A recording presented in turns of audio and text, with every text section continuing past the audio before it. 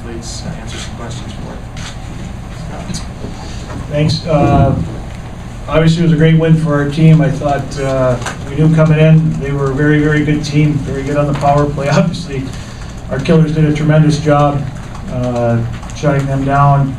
Big part of that is goaltending. Kenny had a great game for us. We need that at this time of the year. Special teams and goaltending are critical. And we won the special teams game, and that was really the difference. It was a hard-fought game. They're a very, very good hockey team. They work extremely hard, which we knew coming in was going to be a challenge.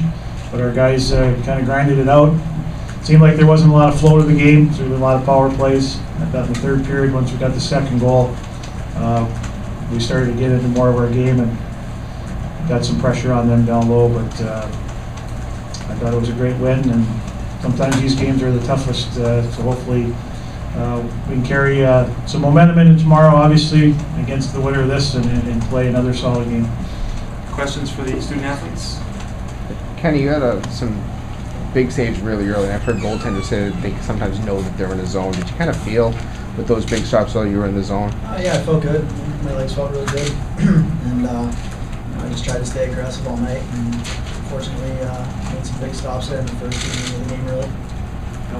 Do you think killing a couple power plays early on gave you guys some confidence? Because it seemed like early on they took it to you, but then after that, after you killed a couple, you guys kind of dictated play. Oh, absolutely. I mean, coming into it, that was our forte, and we knew if we could shut them down and shut them down early, definitely gave us confidence moving into the second and third period. Guys, during the selection show last weekend, you could probably count on one hand the number of times they said Duluth, and when they were talking about the power plays, they were talking about the Yale, Union, and Air Force power plays. Can you talk? Was that a motivating factor for you at all during the week and leading into today, especially with your success on the power play? Yeah, probably. I mean, it's been good for the past year, and it's kind of something we thrive off of. And we always want to win the special team battles, and that's kind of what happened tonight. And we knew what we had on our 10 guys. It's been like that all year, so it's been a good power play for us. Kyle, as the first period was going along, I mean, the shots were mounting up with the number of power plays for Union. It was like 10-1. You guys were not with the puck for much at all. Were you worried or figuring if it's 0-0, it's still not such a bad place to be? Yeah, definitely. I guess I personally didn't really see the shots, and it didn't really feel like we were getting outplayed by any means. We just kind of stuck with our game, and fortunately got a couple goals throughout the game and came out on top.